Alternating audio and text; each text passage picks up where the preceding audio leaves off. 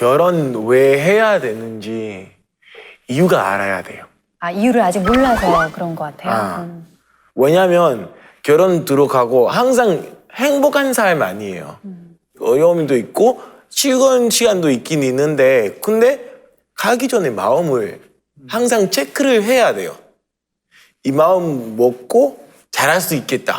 그렇게 항상 생각하면 좋겠다고 제가 생각합니다. 콩고에서 결혼을 좀 미루고 안 하는 친구들하고 사실 이분들의 고민이 비슷하긴 하죠. 콩고에서 결혼하는 게 우리가 내 삶에 한 번만 하는 거예요. 이 내가 따라가는 남자가 누구냐 알아야 되고 마음을 먹고 이 사람이랑 결혼하겠다. 그러니까 뭐 단 한 번의 찬스이기 때문에 신중하게 고민하는 콩고의 분위기와 이 결혼 자체가 꼭 그렇게 모두가 해야 되는 것인가에 대한 고민, 조금은 좀 고민의 어떤 상황이 좀 다른 것 같고요. 그 앞에 그룹 토크 하신 분들의 상황은 아니었지만 요즘에 뭐 싱글 웨딩, 비혼식도 많이 하잖아요. 친구들의 축복을 받으면서. 비혼식이나 싱글 웨딩에 대해서는 어떻게들 생각하세요? 우리가 이제 이 비혼식을 한다는 건 뭐냐면 적어도 나에게 있어서 결혼은 나의 선택이니까 내가 결혼을 선택할 때까지 나에겐 더 이상 개입하지 말고 이 부분에 있어서는 나에게 더 이상 접근하지 말아라 라고 하나의 선언이 될 수 있죠. 선언이 될 수 있고 또 한 가지 뭐냐 비혼식이라는 것도 제가 볼 때는 한 개인이 가지고 있는 그런 외부적인 요인이나 또 개인적인 요인으로 인한 여러 결혼을 하지 못할 여러 이유들이 있었잖아요. 결혼을 보류해야만 하는. 거기서 오는 개인적인 상처도 있어요. 결혼을 하고 싶지만 못하는 분들도 계시거든요. 경우에 따라서. 그렇다 보니 뭐 나를 어떤 낙인이 찍히거나 부족한 사람이 아니라 나는 당당한 사람이고 괜찮은 사람이라고 하는 자기를 드러내는 하나의 방식으로서 스스로를 치유하는 일종의 셀프 케어 개념이 아닌가 저는 또 그런 생각을 해봐요. 네. 결혼에 대해 부담을 느끼는 이유, 현실적으로 경제적인 이유가 가장 크다고 합니다. 한 기업체에서 설문조사를 통해서 결혼이 부담스러운 이유를 물어봤더니요. 남자는 내 집 마련이나 결혼 비용을 1순위로 꼽았고요. 여자는 자유로운 삶을 포기해야 하는 부담감을 1위로 뽑아서 남녀에게 조금 시각 차이는 있었지만 우리 사회의 모습을 단면으로 보여주는 게 아닌가 싶어요. 그럼요. 이게 또 우리가 다 공감할 수밖에 없는 얘기죠. 실제 맞벌이를 한다 그래도 이 집 한 채 사기가 얼마나 어려워요. 요새 서울에서 뭐 집 한 채 좀 마련하려면 12년 동안 먹지도 않고 쓰지도 않고 그렇게 해야 된다잖아요. 그런 남자들이 집을 마련해야 되는 이런 애로가 있다면 여성들 같은 경우에는 남성들보다는 경제적인 부담은 조금 적지만 막상 딱 결혼했을 때 제일 먼저 생각나는 게 벌써 출산이 있고요. 육아가 있잖아요. 근데 출산하고 육아가 우리가 흔히 최근 유행하는 말로 독박 육아인 경우가 굉장히 많고 그래서 실제 경단녀라는 말이 발생을 하잖아요. 경력 단절이 발생하고 이런 경력 단절을 이기고 다시 직장에 들어가면 막상 들어갔을 때는 너무 형편없는 일자리 그리고 승진도 되지 않고 이런 상황이 벌어지다 보니 실제 이 여성들에게는 먼 미래를 보면 볼수록 점점 막막한 거예요. 그렇다 보니 아예 첫 단추를 끼우는 것 자체가 불안인 거죠. 네. 저도 오늘 이렇게 쭉 얘기를 들어보니까 이해할 부분이 참 많다라는 생각이 들고 거기서부터 이제 서로 대화를 해가면 좀 더 간격이 줄어들 수 있고 대안이 나오지 않을까라는 생각이에요. 그런데 지금 일반적으로 생각하기에는 비혼자 혹은 아직 결혼하지 않은 사람들 뭐 이런 사람들에 대해서 우리가 너무 예전의 기준을 가지고 그냥 바라보면서 이해하지 못하는 부분이 많은 것 같아요. 저는 우리 비혼자들을 바라보는 기성세대들에게 좀 당부하고 싶은 것은 조금 저들의 상황과 형편, 마음을 좀 이해해 주는 데서부터 이 문제를 한번 다시 바라보면 좋겠다. 이렇게 말씀을 드리고 싶네요. 자, 이번에는 시청자분께서 보내주신 사연인데요. 유턴으로 비용 관련 상담을 해주셨는데 구체적인 상황을 저희가 상황극으로 한번 재현해 보겠습니다. 저는 결혼은 선택이라 생각하며 사는 39살 비혼 여성입니다. 싱글로 사는 삶을 만족해하는 걸 지켜봐서인지 가족들이나 친척들은 제게 결혼하라는 말을 그리 많이 하진 않고요. 스트레스도 주지 않습니다. 그런데 유독 교회만 가면 내가 문제가 있는 건 아닌지 고민하게 되는데요. 지난 주일 어렸을 때부터 저를 지켜보던 한 장로님이 저를 갑자기 부르시더라고요. 아이고 우리 지윤이 오랜만이네. 잘 지내지 지윤아? 네, 아유 뭐. 저 안 좋은 소식 없어? 좋은 그냥 소식? 뭐 사는 거 자체가 축복이고 좋은 소식이죠, 장로님. 예. 이 내 딸 같아서 하는 말인데 나이도 있는데 이제 결혼해야지. 저 아직 젊어요. 아직 결혼하고 싶은 생각도 없고요. 제가 할 일도 너무 많아가지고요. 아, 그럼 그 부모님이 걱정하시지 않아? 어? 괜찮은데. 아니 얼른 결혼해서 이 권사님한테 손주도 딱 안겨드리고 그래야지. 잠깐 가만히 있어봐라. 잠깐만. 우리 교회 그 윤집사 있지, 윤집사. 남자가 나이가 좀 있어도 말이지 아주 신실하고 경제력도 좋아. 제가 알기로 나이가 되게 많은데 나이가 좀 저랑 아니, 많이. 아니 사람이 말이야 나이가 중요한가? 사람이 중요한 거야, 사람. 저는요 그냥 좀 제가 좀 불꽃도 튀고 좀 좋아하는 사람이랑 결혼하고 싶거든요. 아직 좀 시간이 좀 필요한 거고 저는 아직 결혼 생각을. 아이고 불꽃 금방 식어. 그러지 말고 지훈이가 잘 생각해봐야 돼. 내가 이거 우리 딸 같아서 하는 얘기니까 다시 한번 생각해봐, 알았지? 네, 생각해 보겠습니다. 장로님뿐이 아닙니다. 저를 딸같이 생각하신다는 권사님들, 장로님들이 하나같이 서로 누군가와 엮어주려고 애를 쓰시는데요. 정상적이었던 제 일상이 교회만 가면 갑자기 비정상이 되는 듯한 느낌이랄까요? 교회에 가기 싫다는 마음까지 드는데 전 어떻게 해야 할까요? 예. 사실 30대 여성에게는 특히 비혼이라는 자유가 주어지지 않는 것 같아요. 특히 교회에 가면 더한 상황이 벌어질 수도 있을 텐데 김성태 씨가 주변에 39에 처자가 있어요. 예? 이런 얘기 하고 싶으시겠죠? 입이 약간 근질근질하면서. 아니, 솔직하게 하고 싶어. 너 왜 아직 안 가고 있니? 저도 할 것 같아서. 얘기하고 싶어요. 동생 같으니까. 네. 가족 같으니까. 가족 중에 누군가 안 가고 있으면 얼마나 답답하겠어요. 근데 요즘은 스트레스 받을까 봐 얘기를 못 하잖아요. 이렇게 슬쩍 떠보는 거죠. 만나는 사람은 없어? 그렇죠. 이 정도까지 해야 할 수 있을 것 같아요. 사실 저도 38에 결혼했기 때문에 늦게 결혼을 했거든요. 그러니까 주변에서는 왜 결혼을 안 하느냐. 만나는 사람이 없느냐. 그런 얘기 들을 때마다 솔직히 좀 답답했거든요. 그냥 결혼은 내가 가고 싶을 때 가는 거지 왜 주변에서 이렇게 말씀들을 많이 하시지? 네. 그러다가 이제 10살 어린 처자를 만나서 결혼을 했는데. 그렇죠. 반칙이네요. 이게 때가 되니까 만나게 되더라고요, 또. 네. 프랭크 씨, 그 콩고에서도 사실 결혼을 안 하고 나이가 찬 청년이 있으면 이렇게 잔소리들을 하시죠. 어른들이, 교회 어른들이. 일단 부모님이 그냥 잔소리 할 수 있는데 왜 혼자 사냐? 왜 남자가 없냐? 주변에 남자가 없냐? 왜 뭐 그런 거 하긴 하는데 목사님, 집사님 같은 경우에는 그렇게 말하면 좀 안 되는데 사실. 그러니까는 가족이 아닌 사람이 이렇게 프라이버시에 대해서 질문하면 조금 실례일 수 있군요.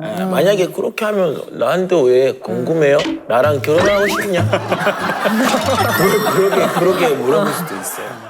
내 결혼 책임져 줄 수 있냐 이렇게. 그렇죠. 근데 아마도 제가 보니까 집사님이 소개해주고 싶은 남자가 있다. 그럴 수도 있긴 한데 근데 뭐 집사님 마음은 일단 알아야 돼요. 네. 제가 교회 강연을 많이 가잖아요. 그런데 청년들 그중에서도 한 35세부터 한 50세 사이에 있는 청년들이 있어요. 결혼을 하지 않은. 그 청년들을 위해서 주로 요청하는 강의가 뭐냐면 진짜 연애 잘하는 법 뭐 이런 거예요. 근데 이제 그건 뭐냐면 싱글로 사는 게 뭔가 문제가 있다는 얘기거든요. 근데 연애를 못 한다는 가정하에 하는 거잖아요. 그러니까요. 근데 제가 생각할 때는 어차피 이게 트렌드로 나타나는 게 뭐냐면 1인 가구 수가 굉장히 증가하고 있는데요. 2017년도에 1인 가구 수가 28.5%였어요. 그런데 이게 부모와 자녀가 함께 살고 있는 비율이 30.2%였거든요. 그러니까 거의 차이가 없어요. 근데 앞으로 2035년이 되죠. 그러면 1인 가구 비율이 36.6%까지 올라가요. 이게 거의 뭐 그 736만 8천 세대 정도 된다 이렇게 이야기를 하는데 어마어마한 가구 수거든요. 그러니까 이 얘기는 뭐냐면 앞으로 우리 교회가 여러 개의 고리를 가지고 있는 네트워크 있는 각각 개개인들의 존재로서 이분들이 살아갈 수 있는 방법들을 좀 고민해 봐야 될 때가 아닌가 싶어요. 크리스천으로서 바라보는 비혼 그리고 일반 사회에서 바라보는 비혼은 좀 구별이 돼야겠죠? 그럼요. 예. 교회 안에서는 사실 혼인, 결혼이라는 제도는 우리 하나님께서 만드신 거예요. 하나님께서 우리를 보실 때에 결혼이 필요하기에 허락하신 건데요. 그것에 대해서 우리가 너무 단정적으로 안 해 라고 하는 생각들은 저는 다시 한번 재고할 필요가 있다라고 보고요. 특별히 우리 크리스찬 된 부모 세대 그리고 이미 가정을 이루신 분들이 저는 좀 그 아직 결혼하지 않은 사람들 또 고민하는 분들에게 좀 가정의 아름다운 모습들을 좀 보여주면 좋겠어요. 예. 이거 먹어 하는 것보다 아주 맛있게 먹는 거 보여주면요. 좀 나도 먹어볼까? 이런 생각으로 우리도 손이 가는데요. 결혼도 좀 이미 결혼하신 분들이 그리스도 안에서 아름다운 가정 이룬 모습들을 좀 보여주면서 그들에게 좀 더 그들도 아름다운 가정을 이룰 수 있는 길로 좀 안내하는 필요, 이런 것이 좀 우리에게 있어야 되지 않을까 하네요. 저도 오늘부터 SNS에 럽스타그램을 더 많이 하도록 하겠습니다. 예. 좋습니다. 비혼을 선택하시는 분들도 비자발적으로 비혼이 되시는 분들이 점점 증가되는 이 시대에 우리 개인과 교회가 또 어떤 것으로 또 도움을 줄 수 있을까요? 저는 이 시대의 변화가 참 흥미로운 것 같아요. 옛날에는 모든 모델들이나 배우들이 다 쌍꺼풀이 있었어요. 큰 눈. 요새는 또 외꺼풀의 시대가 왔어요. 왕년은 우량아가 있던 시절이 있었잖아요. 요새는 또 다이어트 붐이 일고 있잖아요. 시대 트렌드가 달라지면서 사람들이 선택하는 양상들이 굉장히 많이 다양해졌는데, 그럼에도 불구하고 한결 같은 건 뭐냐면, 하나님은 이 사람이 그냥 생기면 생긴 대로 그 모양대로 사랑하신다는 거잖아요. 이거는 역사가 변화하고 취향이 변하고 문화가 변해도 한결같은 걸 텐데, 제가 볼 때는 이 크리스찬이 약간 다른 점이 있다면 아마 뭔가를 강하게 제시하거나 주입하는 것이 아니라 너의 선택을 존중하고 네가 가지고 있는 그 가치를 난 충분히 이해한다라고 봐줄 수 있는 이런 관대함이 있는 게 바로 이 하나님의 시선을 그대로 좀 모방하는 측면이 아닌가, 이런 생각이 들고요. 또 한 가지는 저는 교회에서 별거를 하거나 이혼을 하거나 조론을 하거나 사별을 하거나 여러 가지 상황에 처해 있는 혼자 되신 1인 가구들이 있잖아요. 이분들을 위한 조금 더 선별되고 조금 더 의미 있고 거기에 의미를 부여할 만한 프로그램들을 좀 만들었으면 좋겠다는 생각이 들고, 또 한 가지는 사회가 가지고 있는 이런 구조적인 문제에 대해서 짚고 넘어가는 걸 텐데, 이 청년들이 비혼족이라고 하는 거대한 그룹을 이루게 될 때에는 이 사회가 제대로 기능을 하지 못했던 부분에 대해서 교회가 충분히 언급을 하고 이 부분에 대한 끊임없는 개조와 개혁에 대한 호소를 하는 것, 이것도 교회가 해야 될 중요한 역할이 아닌가 싶어요. 네. 처음에는 비혼 이거 진짜 왜 안 가지라고만 생각을 했었는데, 그게 많은 또 주변의 영향 때문에 가고 싶어도 못 가는 그 환경이 있었고요. 이제 주변에 그런 분들이 있다면 좀 제가 도와주면서 좀 이렇게 연결도 좀 해주고 싶고 그런 마음이 좀 들었어요. 우리가 좀 격려 좀 해줘야 될 것 같아요. 이 상태 좋은데요. 굉장히 상태 좋게 마무리합니다. 교수님은 어떤 생각 가지고 계세요? 저는 비혼이라는 게 자발적이든 자발적이지 않든 본인이 자기의 삶을 선택한다는 면에 있어서는 저는 좋다고 봐요. 다만 기회가 된다면 연애도 좀 하시고, 우리가 결혼을 안 한다고 해서 사랑마저 끊는 건 아니잖아요. 그리고 특별히 내가 비혼족으로 살더라도 건강한 비혼족이 돼야 되거든요. 그러기 위해서는 경제적인 준비도 하셔야 돼요. 건강상의 준비도 하셔야 돼요. 관계상의 준비도 해야 되기 때문에 기왕이면 우리가 멋지게, 최근에 나온 단어로 하자면 욜로 얘기하잖아요. 멋진 비혼자가 되기 위한 준비도 우리 사회가 하고 또 개인도 해야 되지 않나 싶습니다. 인생에 대한 플랜은 분명 있어야 한다. 프랭크 씨는 여전히 비혼 반대죠? 오늘 비혼이라는 단어가 좀 처음에 들어봤는데 많이 배웠습니다. 근데 제가 생각에는 결혼하는 게 또 블레싱이니까 그거 블레싱 받으면 좋을 거라고 생각합니다. 결혼이라는 축복도 외면하지 않으셨으면 좋겠다라는 마음이시고요. 목사님은요? 우리가 살아가는 것은 우연히 그렇게 되었다, 혹은 재수가 없다, 요행이다, 이런 것보다는 우리 성경적으로 말하면 우리 하나님의 섭리 가운데 살아가지요. 그리고 욥기 23장에 보면 내가 가는 길을 그가 아신다라고 이렇게 고백을 합니다. 우리의 길은 나보다도 나를 더 잘 아시는 하나님께서 섭리 가운데 인도하시거든요. 그런데 그 부분에 있어서 물론 요즘에 비혼을 선택하는 분들의 그 마음을 모르는 바는 아니지만 너무 단정하진 않았으면 좋겠어요. 사실은 하나님의 영역이 있고 하나님께서 나를 인도하시려고 하는 내가 단정해놓고 아닙니다 라고 하는 이런 생각까지는 너무 굳어지지 않으면 좋겠다 싶어요. 그리고 우리 비혼자들을 바라보는 시각은 좀 더 넓은 마음으로 바라보면 좋겠고, 우리가 알면 보인다고 하잖아요. 그럴 수도 있겠구나, 왜 또 그런 상황에 있는지 좀 넓은 마음으로 헤아려 주는 것이 필요하겠다 싶습니다. 네. 저도 비혼이 독신주의 선언이라고 잘못 생각하고 있었던 것 같아요. 그냥 나는 지금 나대로 잘 살고 있다고 선언하신 분들이 그 마음의 용기 잃지 않으셨으면 좋겠고요. 좋은 인연 만나시면 또 결혼의 축복도 느껴보셨으면 좋겠고 그 가운데 하나님이 이끄시는 대로 항상 축복된 삶을 사셨으면 좋겠습니다. 네. 언제든지 고민이 있으시면 유턴으로 보내주시고요. 저희 또 성실껏 함께 그 고민 나누겠습니다. 오늘도 얘기 나눠주신 네 분 감사드리고요. 시청자 여러분 고맙습니다.